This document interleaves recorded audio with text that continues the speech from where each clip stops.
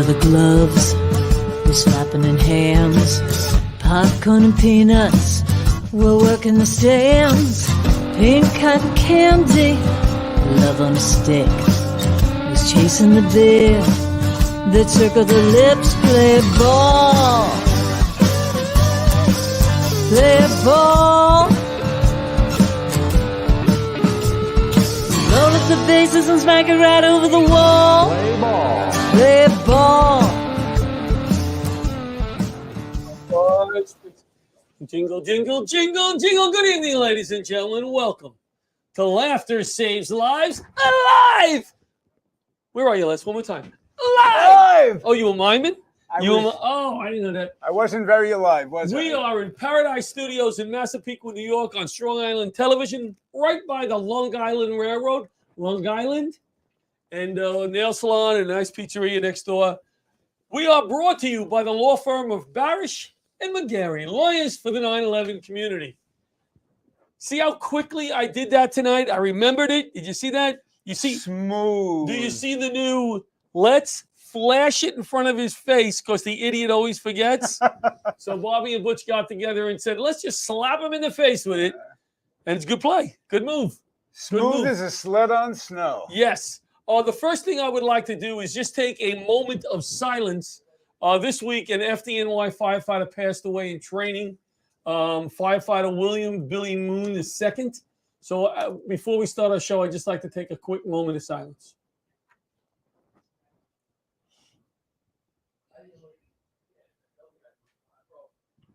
Okay. Never a good time for a firefighter to pass away, obviously. Sad news. But yes. So Les Degen is my co-host tonight. Thank you. How are you, everybody? Happy holidays. Yes. Rich Walker had something important to do. His son was singing, but this is how important it was. His son was basically just walking into the living room and singing a song. And Rich said, well, I can't do the show tonight. You think that was the case? I don't think so. And Roseanne was supposed to fill in with Les. Roseanne's not feeling good. Feel better, Roseanne. So we'll move forward. I'm grateful for the opportunity. Now, you wanted to, I said, Les, bring the menorah because I'm always bringing the Christmas stuff. Right, tonight it's the fourth night of Hanukkah. Do the little so menorah I figured I would light for all of you the Hanukkah candle. So I will do the blessing as well. I would love it. So here we go. Baruch atah Adonai Eloheinu melech olam asher kiddushanu b'mitzvosav v'tzivanu lahadlik ner shel Hanukkah. Play ball. Am I allowed to clap after that? Of course we clap. And then now what am I supposed to say? Oh, Christmas tree. That's not really. Happy Hanukkah. Well, at the end of the show, we're going to have a special treat for you. Becky Shaver, our favorite gospel singer who came up after 9/11 and sang at every firehouse that lost somebody, is going to close the show with Oh Holy Night. So that's going to be a real treat. Let's see where we're at here because we have a lot of guests to come in. Let's see who's in there now. I don't know if I can read. We are ready with our first guest. All right, give me another minute. Okay. One more minute, and then we'll bring them in. A few quickies that I wanted to bring up. The doggy this week. I brought home some nice groceries from North Shore Farms and 3/4 pound of turkey breast with some of their bread. Paula opens her bread. Olivia opens her bread. I open all my bread. The story doesn't have a happy ending. We prepared it, and nobody could find the turkey in the bag that was on the floor. All of a sudden, we put 2 and 2 together, and the little terrier under the Christmas tree ate 3/4 pound of turkey and another 1/4 pound of plastic. So that was disappointing. Let's bring in, so we want to make sure we fill in everybody. If we have some funny things to do and nobody's there, let's bring in one of our favorite comics, our favorite headliners. Tom Daddario is chiming in tonight. Baby. Like that. Merry Christmas, Tommy. Hey, brother. Merry Christmas, Happy New Year, Happy Hanukkah to you, my friend Les Degen. You're a gentleman. I like you so much, man. And John, thanks for having me on. Butch, thanks for putting this together. Hey, Merry Christmas, Happy New Year. What do we say? Do you generally just say Merry Christmas to everybody, Les? Like, what do you do? Yeah, what do you say Merry Christmas a lot? Yeah, I say, the thing. Even though I'm Jewish, I consider it to be Christmas time. Right. Well, that's because your gifts are boring. If somebody comes up to me and says Merry Christmas, I'll say thank you. Merry Christmas to you too. Right. Right? Then I'll Right, go of home, course. coupons, do someone's taxes, sue somebody, have some matzo ball soup, gefilte fische knish, feel guilty, and go on with my life. It's not a big deal. Merry Christmas. You know, Catholics and the Jewish people are very similar. We both have a lot of guilt. True. There's a very close connection with moms, with soup. You have matzo ball. We have chicken soup. Very, very close connections with soup. You know? Yeah, we like to eat. Well, you guys like, I mean, we like to eat, but some of yours seems like it was eaten already. Like it's Give me an example. like, you know, some of the gefilte fish and some of the right, some of your snacks that you have. What else is that you guys have that's very pasty? They're pasty. What else? Well, see, we have latkes. They're delicious. The potato I like latkes, matzo brie myself. Matzo brie is delicious. Onion and oil. You gotta love latkes. Well, also, we also had a lot of the similar things growing up with saving money. Like you used matzo brie to stretch eggs. Right. And my mother ate potatoes and eggs like 4 days a week to eat because it was the 1920s. Oh. Now hold on a sec. Oh, your mother, when she was a child, ate like that. Yes, I'm a spoiled, third generation brat. Okay. I'm like, I feel bad because I can't have a steak tonight. I'm a brat. But John, I love your Christmas tree. I love your setup. I love your shows. I know Laughter Saves Lives is a great organization. I always have so much fun when I work with you, and I had such a great time when we did that veteran show on St. Albans Veterans Day. It was great. Yeah, we're looking to go back there, but I don't mean to throw the compliment back at you, but we're only as good as our comics, and you've headlined so many of our shows. You're my favorite headliner. Oh, thank you. I appreciate that. Yeah, did you say least expensive? Did you say least expensive or? And well, that's part of it. That's part of it. But what I mean is you're my favorite headliners because when I open up a show or I work before you, I don't want somebody that's really funny to follow me. That destroys the place. Somebody that's a little better, but I don't want people leaving and go, hey, the headliner was great, John, but Yeah, you want a good balance. But I'll tell you, the shows are always so much fun. And it's just always great. And I appreciate you. And I appreciate being on. Hey, Tommy, when's the movie? When's the movie coming out? Oh, man, I'm so excited about it. Thanks for bringing that up, Butch. I appreciate it. Pancakes and Syrup. It's pancakesandsyrup.net if you want to go and check that out. It'll be out hopefully in the spring or summer. Everything is filmed now, and then we're moving to editing. And then we're going to, the editing and, music and putting it all together. It's like, it's a whole other process. You know what? I'm very confident in this because I've heard a lot about movies. I am confident that nothing I did in that movie will be edited out. Will you agree?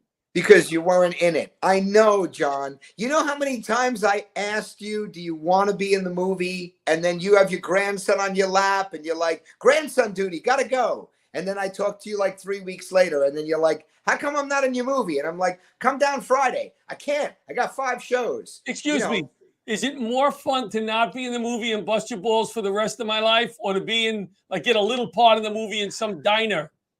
No, I think I prefer you breaking my Thank you very much, Tom. The rest of my life. I enjoy that banter that we have with each other. Also, I want to point out Strong Island Radio was awesome to us, by the way. Yes. We used the studio. Strong Island Radio is, they were really good to us. So listen, enjoy the holidays. Thank you. You as well. We love you. And next year we got a bunch of shows that we're going to use you on. Sounds great. Happy Christmas, Happy New Year, Happy Heineken or Hanukkah, whatever I'm supposed to say, Les. When I call you and I say, Tom, could you do this show? How do we negotiate again? What do you say? It's not enough money. Not enough money. I don't even mention money yet, and you always start off, it's not enough money. And we go from there. I love you, buddy. Merry Take Christmas. care, guys. Mario, one of our favorites. See you later. The Borgatti's played Vegas, played all over the South. He's terrific. Such a And nice we love man. having him on the show. So next, who do we got next? We're bringing in, surprise me, is it Art? No, it's Lonnie. Hello, Mr. How are you doing, Lonnie? Hey guys, how are you? We're doing great. Better now that you're here. Lonnie Sherman from General Needs. General Needs. Yeah. They supply basic needs to homeless and needy veterans. He's doing God's work, allowing us to be a small part of it. We send him some money here and there. And when is your next? What was your last handout? Oh, today. Today, what did you do? Where were you? What did you do? Actually, it was a really special day today. We work at our warehouse, which is at a West East storage facility in East Northport. And we work with special needs kids from Comac High School who put packages together and help us sort items. But a lot of people have been, I guess, hearing about us recently. And a young vet with his fiance that actually living in his car. They're living in a van. Called up Susan, my wife, who runs everything, and said, we're cold. What can you do to help us? We need coats and boots. And they showed up. The actual vet showed up with his fiance, had sandals on today. And Wow. we put boots on him. And everybody there just started tearing up. He said, my feet haven't been this warm in weeks. And it was really a special day today. I mean, we gave him coats and blankets, and he walked out of there with a trunk load of stuff. And his fiance, we even made sure she had a coat and he had a coat, and she had new sneakers and socks and thermals and everything we can give them. So today was a special day. Yesterday was Long Island Cares. We support Vets Tuesdays and Long Island Cares locations all over Long Island. So we hit a Lindenhurst Long Island Cares, a Freeport Long Island Cares, and in Huntington is a Long Island Cares location. We have 2 more to go. I'm gonna need a vacation, hang out with some funny guys in the next couple of weeks, so I can get a break from this. But it's been a blessing that we can do this and support these men and women that have done so much. You are doing God's work. Can you send me the next few handouts? I know I've asked you, but maybe we can get some people down to help you. Yeah, you know what? We will need some help, but actually getting things together in January. So we have a lot to go right after the holidays of counting and packing up stuff and getting duffel bags together. And that will be every Saturday. I'll get you all the information on that one. Okay. A couple hours every Saturday morning, just going to work to make this happen. So thank you. Beautiful. Hey, how are you, John? What's going on? Merry Christmas, Happy Hanukkah, and everything else going on here for you. Yes, Merry Christmas to you. We're keeping busy. We did a little delivery, a Laughter Saves Lives / Larocchia family delivery to the inn in West Hempstead. Great. We did a bunch of children's toys and some socks and stuff like that. It's not Christmas unless you're doing something for somebody else. It's just not. And I don't mean patting myself on the back. That's not what I'm saying. I'm saying if you don't do something for somebody else around the holidays, you're doing yourself a disservice. Because that feeling that you get, taking your time, I say it all the time, because we only have so much time. We could all write out a check, but to give your time like you do tons of it, my brother, there's a special feeling, and that's what Christmas is all about. Yes, it is. It's moments that I get. I mean, we serve thousands of veterans, but today was special for this one young couple that came in that just needed a little love. Well, you know what? Sometimes when you have those line of veterans in the cars and you're giving them boots or whatever, I think some of the people may lose sight of what good they're doing. And then you have this one person like today who you could focus on and say, hey, and you watch him put on the shoes and he's wearing sandals and you're oh my God, this guy's been wearing sandals. We just gave him a pair of boots, but it was a game changer for that guy. What actually said he was worried about, he wanted to go out and do some work in the winter time and get a job. And he says, I couldn't do it with sandals in the winter in New York. And he's able to do that with a pair of boots. So that makes a difference. Beautiful Christmas story, my friend. Hey, and you know what? As I said in front of a group of people recently, you're my hero.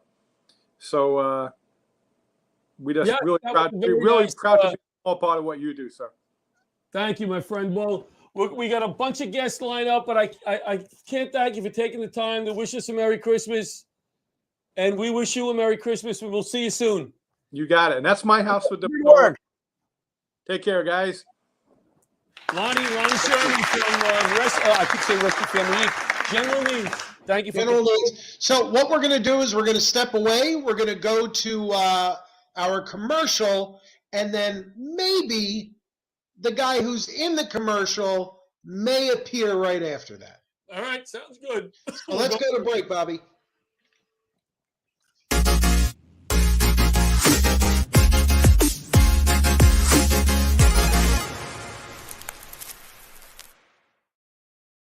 Hi, I'm Gretchen Rossi. And I'm Arthur Lee, the creator of LifeVac.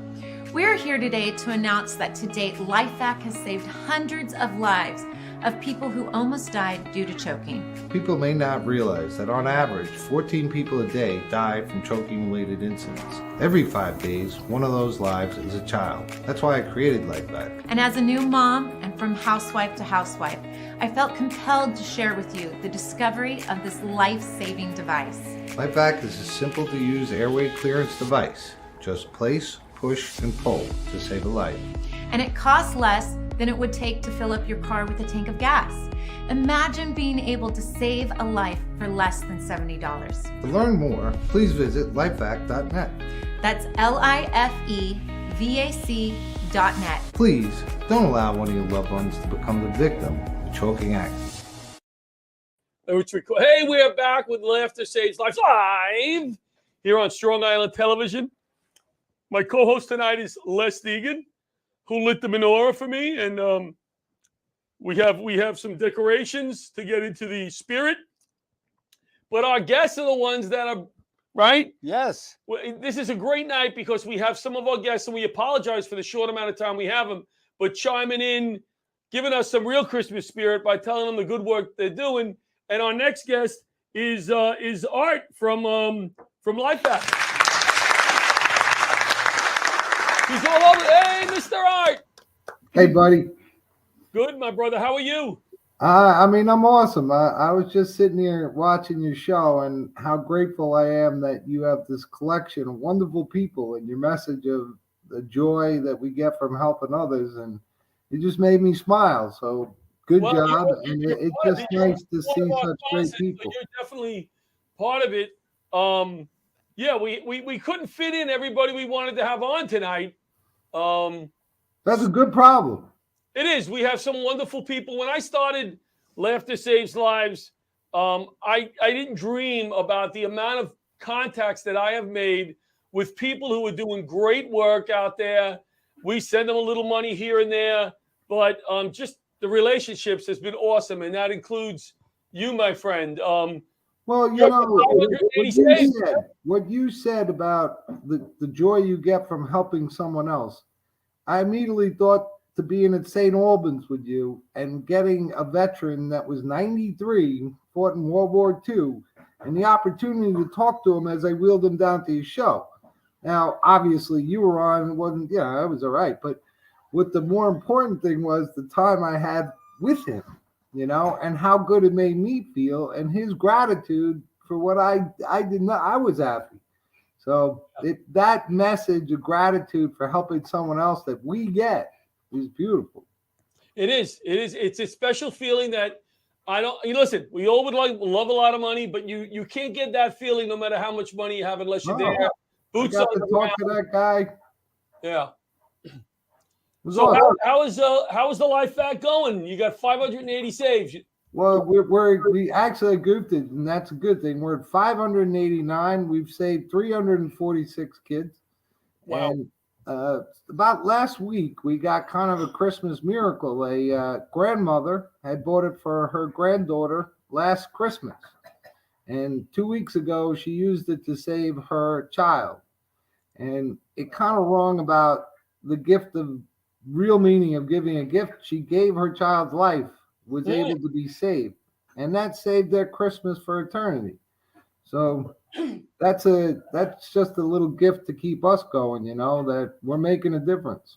And listen, anybody who's watching or will watch the show, if it's not for Christmas, what better gift can you give someone in your family than something that could save their lives or their child's life? Look into the Life Act. What's the website? Art? It's lifeact.net. Life Act. Take a look at what they do. It's just a wonderful thing to have in your house. I have two of them. In my house, and thank God I haven't had to use them. No, I hope you never do. Yeah. So what are you doing for the holiday? We're actually finally back on track to no COVID and all this, and we're going to get together with family on Christmas Eve. And then Christmas Day, I'm actually going to be at my dad's house. He passed away, but we're going to have a old-fashioned Christmas in my old living room, just when I was a little kid running down the hall, you know. Yeah, So, I know. I remember. Yeah, it's those memories of waking up and your eyes pop out of your head and you jump out of bed at 80 miles an hour and freak out. So it's going to be a good one. And, I'm very grateful to go into Christmas with so many lives saved and, really knowing that how many people are still having Christmas. Yeah. I was just saying before that, what? Yes, Butch? No, I was just going to say, I follow Art obviously on social media. He had a great thing up the other day. The hall of saves has gotten so big that Art had to ride his motorcycle from one end of the hall of saves to the other end to put up a few pictures of. I think you put 3 more pictures up on the wall, and it's amazing what you're doing. And, I've talked to some people and I know John has, and it's crazy. I think every first responder, whether it's police, fire, EMS, the military, needs to have at least one of these on every single call they go on. Well, I'm so glad you got a kick out of that, because I did too. But it is really, like when I see that, and I'd love you to come out, all of you guys, just to see it, that the power of riding by all those lives that are still here and that their families are intact and they don't have any hell. And to, we put in a door so people with disabilities could come in, because our door wasn't big enough. And then, being 12 years old, we're like, hey, we can get the motorcycles in. So I rode down the wall. But it definitely makes a statement in your heart to see that wall. I saw that you had our good buddy Joe Piscopo at the wall a few days ago. That was great to see Joe there. He is one super duper human, man. He is warm. He's caring.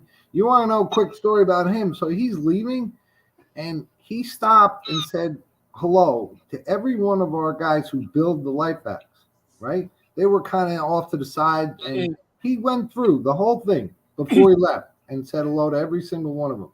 And I think when he did our gala, John, and he was, I think he shook, what do we have, 400, 500 people? Yeah. I think he literally shook every person's hand before he left. That's Joe, man. He's unbelievable. He's a good guy. He's funny, but he's really got a great heart. Was just the a good first dude. Did for us at Gotham Comedy Club, and he was going to MC the show. He MC'd the show for us, and he sang at the end of the show, and he sat with me before the show and made sure that he was pronouncing everybody's name correctly. Yeah, that's Joe. Yeah, good dude. A few times, and always so gracious. I always have a ball going on his show. I'm so relaxed and comfortable. He just lets me go, Yeah. I always have fun. So, okay. So, anything else you want to add, my friend? Nah, man, I want to add gratitude to you and the whole staff, and Butch and Les, and say, keep spreading the message. I think that we keep going and sharing, and we make a difference. And I'm proud to know you guys, and I'm grateful for all the help and awareness you gave us. And it's just time to enjoy and be grateful. I agree. Hopefully, we'll see you at a show soon. We're doing one in Belmore in February 10th. If you can make that one, bring a few people. That's we can raffle off. In fact, if I remember to get them, let's raffle off a life hack or two.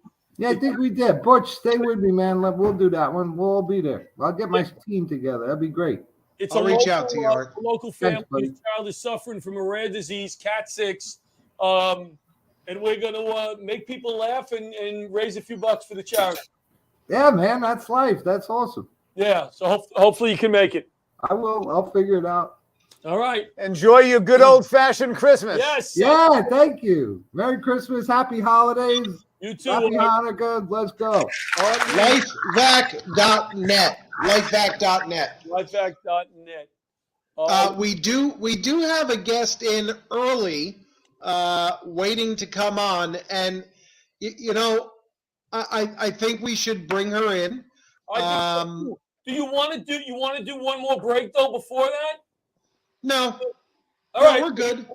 We're good because we can literally have this person on for the rest of the show if we wanted to, because she is one of the best.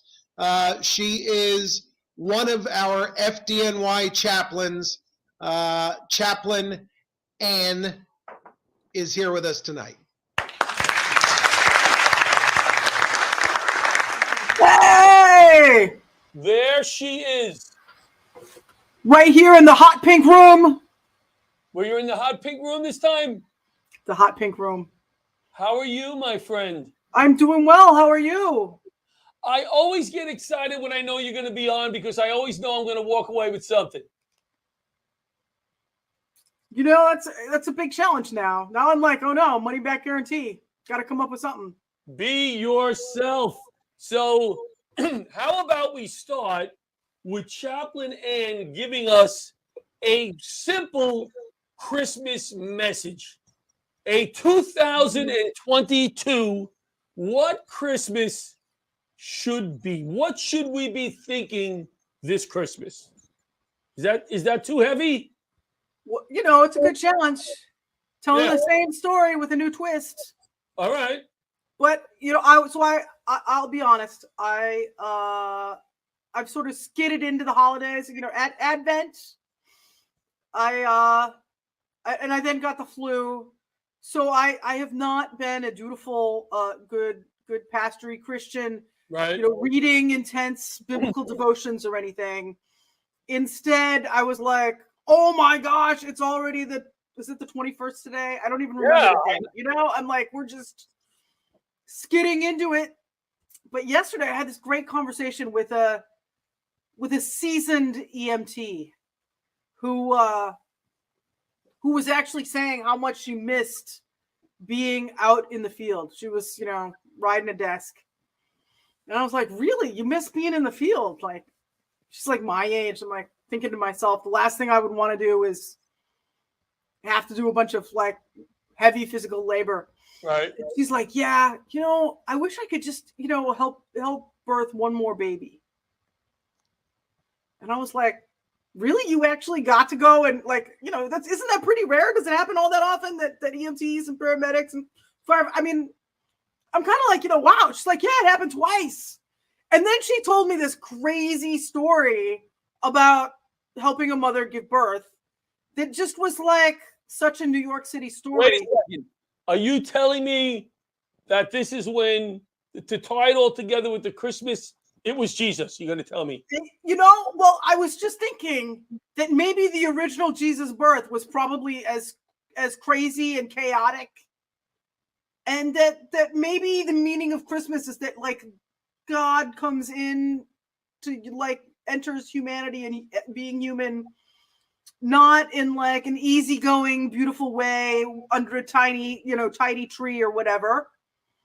Which, by the way, there were no Christmas trees in the Bible, but that's a whole nother thing. Anyway, that perhaps the real meaning of Christmas is like the craziness of all life that God breaks in the midst. How does this sound? Trying to bring during this season some simplicity to all the chaos. Like we were just saying, do something for somebody else. Something simple. It doesn't have to be a lot of money. Whatever, visit somebody that you haven't visited in a while. Say, I love you. to somebody that you haven't said that in a while. I love you, Be John. kind and I compassionate. always say I love you, you. I always say it. You know what I mean? Isn't that the best thing about the stuff we do, that we actually get to say I love you and people don't think we're totally crazy? Yeah. As you get older, you say it more to people. I mean, you got to mean it. It's got to be the right person, but we need more of that, right? What the world needs now is love. Isn't it sweet love? What love, sweet love, right? That would be a great title of a song. Well, it is. It would be a really great. You should write that song. So what is? But what really struck me about this crazy story was like here this EMT actually goes out of her way to do a small compassionate act in the midst of all of this insanity. Yeah. And it was just like, oh yeah, we can do small compassionate things to be kind to one another in the midst of the commonness. Like, you know, clearly we've been having babies for generations. Yeah. But the compassion and the kindness.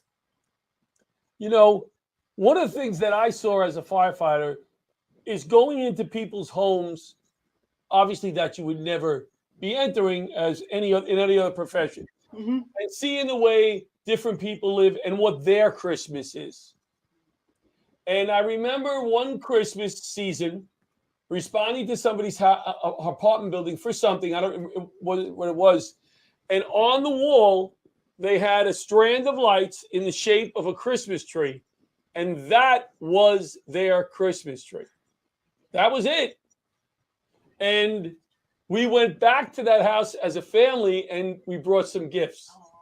Right? And that made my Christmas. For my kids to see, you know, that sounds kind of terrible. I don't want them to see, how they live and you got so much, but just to be able to see that, because I saw so many things as a firefighter that my family never saw. And I would come home and go, man, we're so lucky. And they would go, yeah, Dad, we're lucky. We are. But I don't think they got it until they saw stuff like that. Mm-hmm. The other day when I went to the inn in West Hempstead and brought some toys and some clothes or whatever, I had to go into the parking lot to deliver them. And I had to part all the people that were waiting online for a hot meal. Man, that hit me. It really just, I know people go there for meals, but to be able to go, hey guys, could you just move out of the way while you're waiting for a meal? I just got to deliver. It just really blew me away. It blew me away. And it's not that I haven't seen it before, but during this Christmas season, there are people out there who don't have food, who don't have boots, like Lonnie said. You know, I live right across the street from one of the hotels, right, where the city is housing asylum seekers.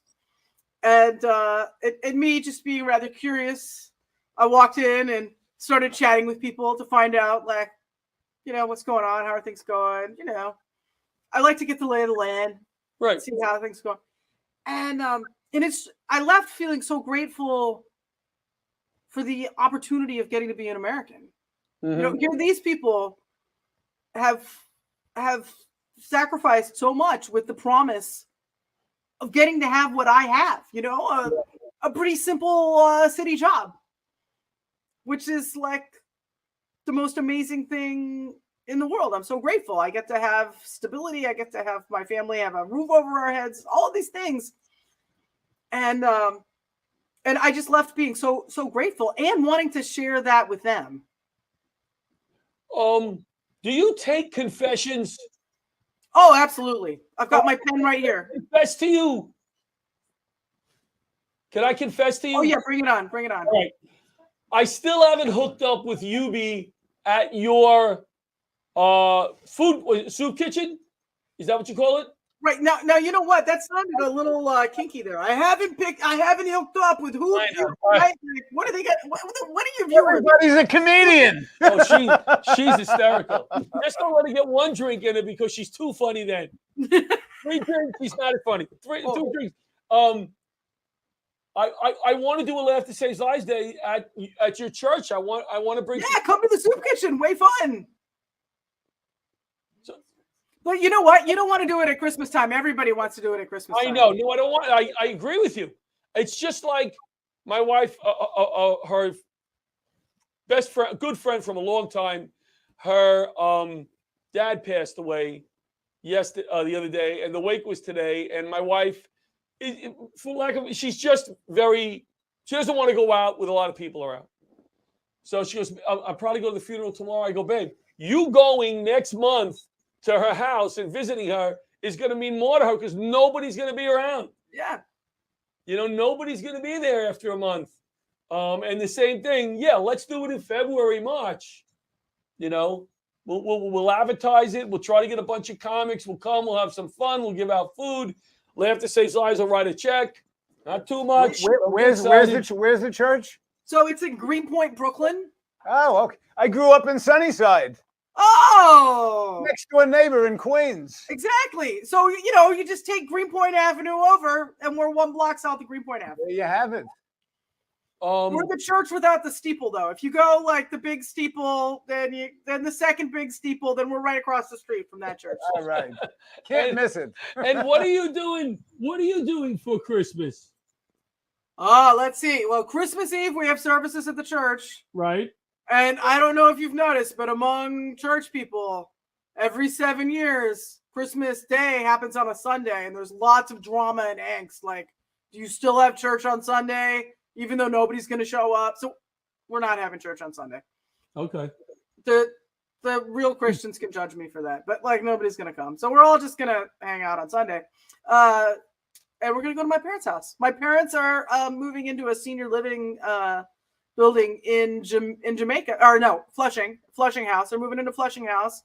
Okay. And they've just sold their house in the Poconos. So it'll be our last holiday at Grandma and Grandpa's house. So we're in the Poconos.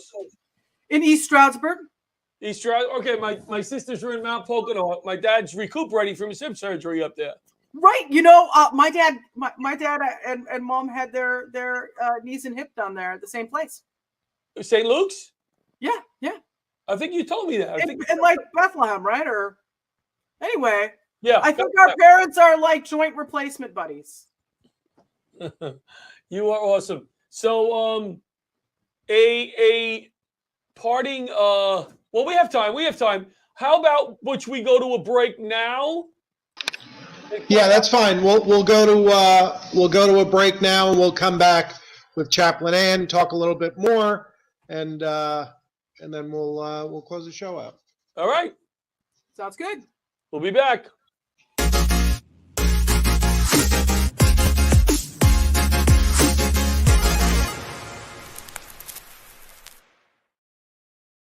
If you spent time downtown on 9/11 or in the 8 months after, you were exposed to toxic air and may be eligible for compensation from the $10 billion 9/11 Victim Fund.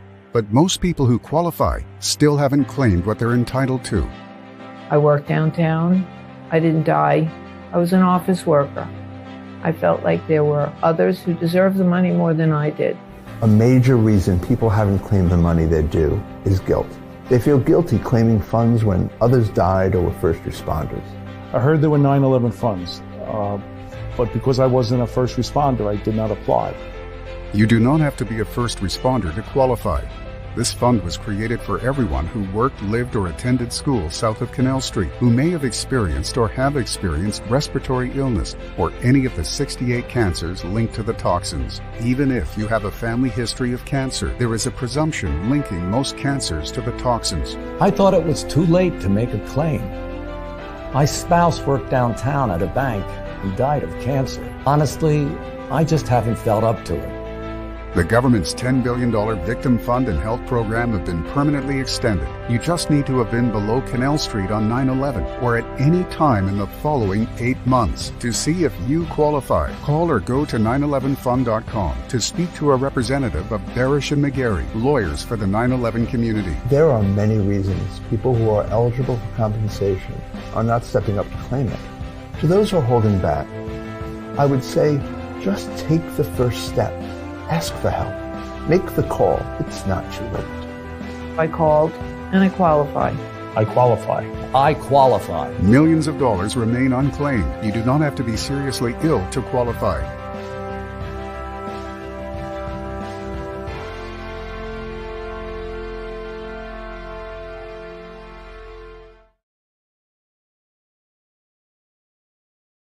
Okay. And we're back with Laughter Saves We're Lives. back. Live, pow, live, back. live. Wanted to say thank you to Michael Barasch. Michael, his flight was delayed. He was going to be on the show tonight, but we're going to bring Michael on our January 4th show, and he'll We're going kick to have off a few people. Yeah. He'll kick off the new year with us. Yeah, we could have fit him tonight too, but yeah. So let's bring Pastor Ann back in because she's we got had more stuff the Pastor Ann on longer than we thought we were going to. So what a blessing that is! It's a Christmas gift.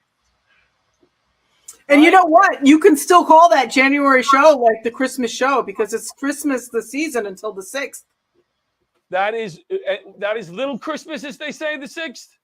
Yeah, Epiphany. So you know you're just lengthening out the Christmas shows. Wait, that's the religious name, the Epiphany.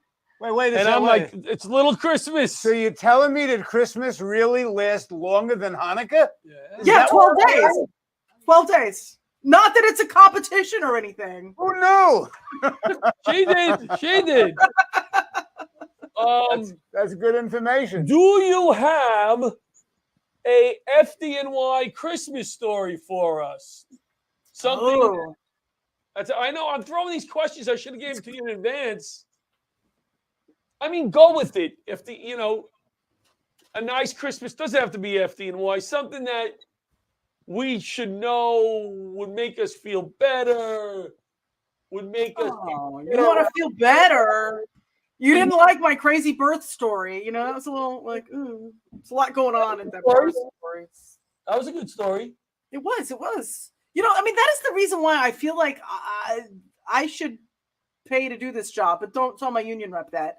But like, the fire department gets to be the ones that answer everybody's prayers. I mean, that really is sort of how prayer works. It's sort of like a giant dispatch system. You call 911, you say help, and dispatch sends out helpers who then find you and then help. Like, that's what a prayer is. You're praying to God.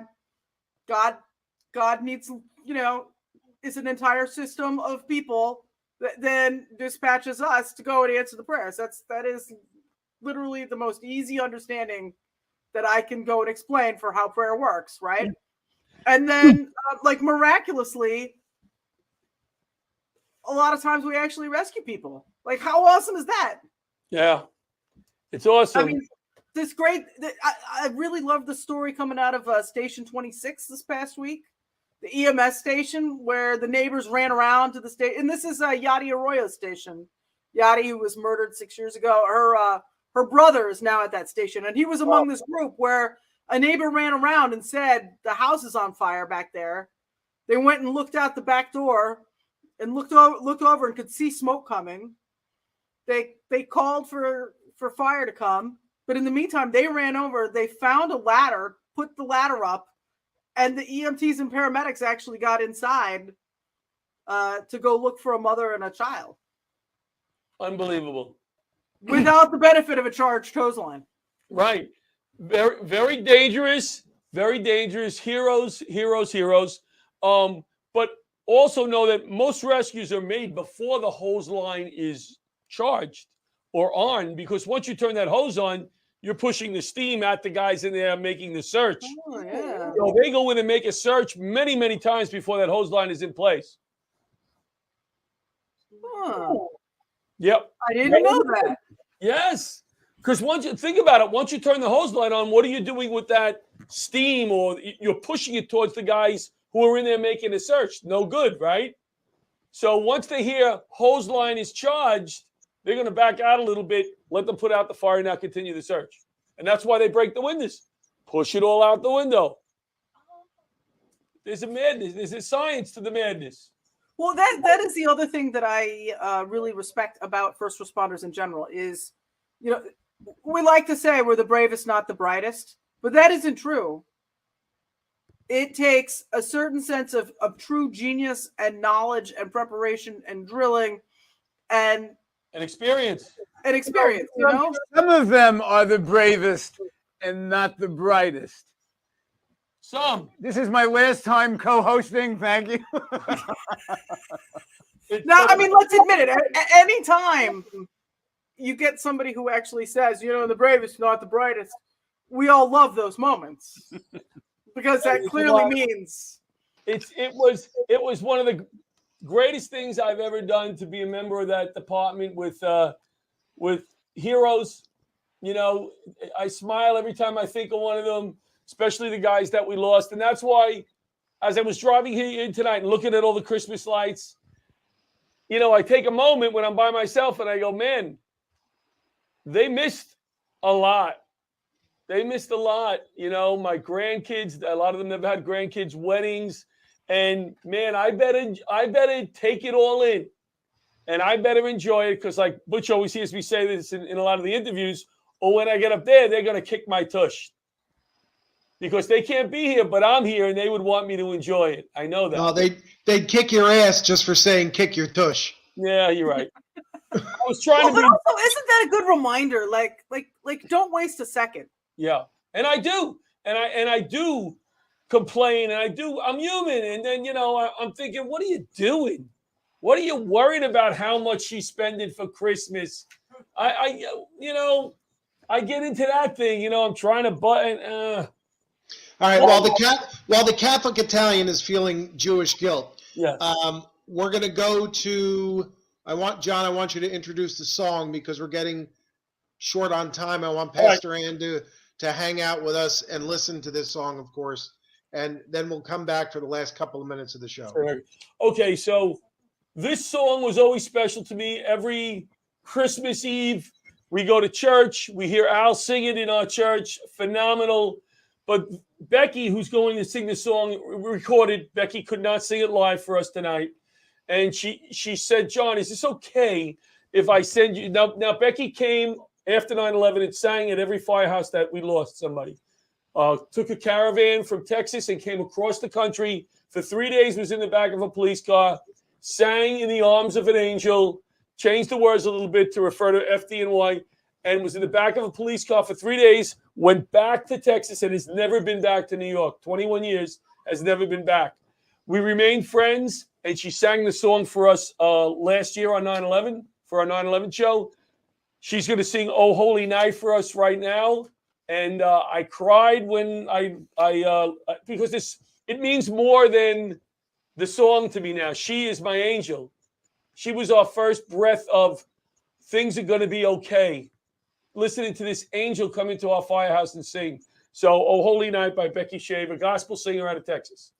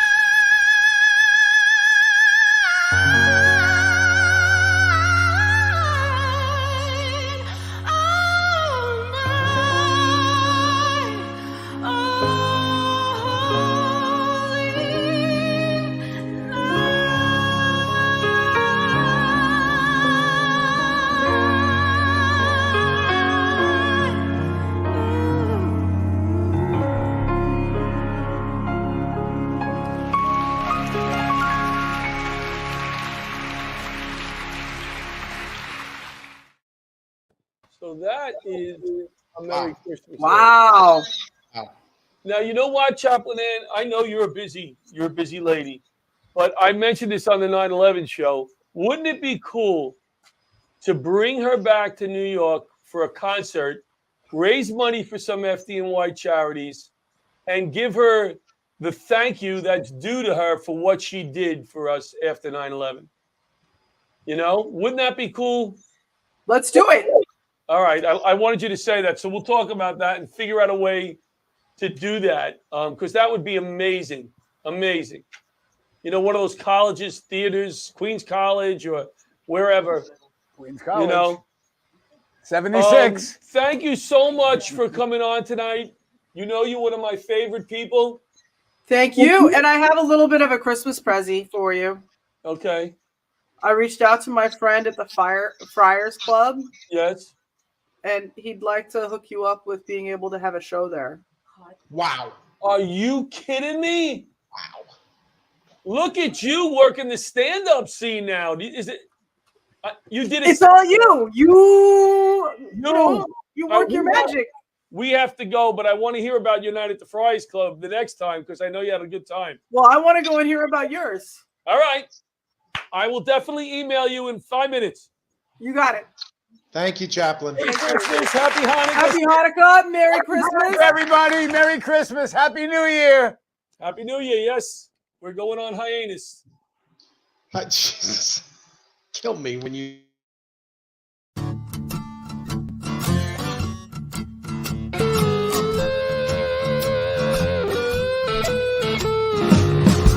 Old leather gloves, we're slapping in hams, popcorn and peanuts, we're working the stands, pink cotton candy, love on a stick, was chasing the deer, that circle the lips, play ball, play ball. Roll up the bases and smack it right over the wall. Play ball. Play ball.